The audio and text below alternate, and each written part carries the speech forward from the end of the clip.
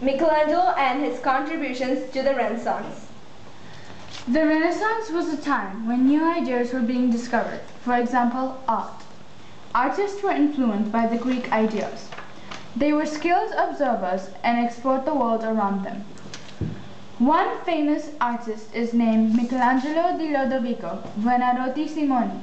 He was born on the 6th of March in 1475 in Italy, in a small village near Caprice, and died on the 18th of February in 1564. Michelangelo did something that no one had ever dared to do.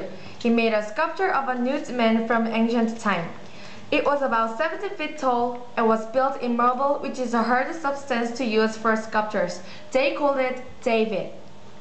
It is known to be the largest masterpiece to be made during the Renaissance.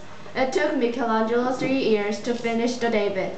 Michelangelo's David is different from others because it described a strong, arrogant, and noble, filled with inner life like no other classical statue. David was an anti-classical statue, and its position was balanced. The David that Michelangelo sculptured is before Goliath's defeat. Michelangelo does not want to portray the actions of David, but the possibility to carry it out, and he prefers to show David's strength in a power more than in the evidence of the historical narration. Michelangelo also made the sculpture Pieta, and this was made before David. The Pieta depicts the Virgin Mary holding the body of her son, Jesus Christ, after his death.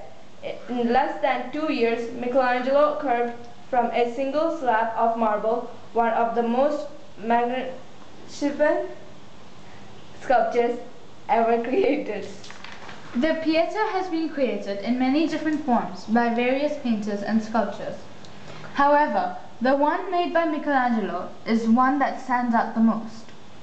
Michelangelo decided to create a youthful, serene, and celestial Virgin Mary instead of a broken-hearted and somewhat older woman.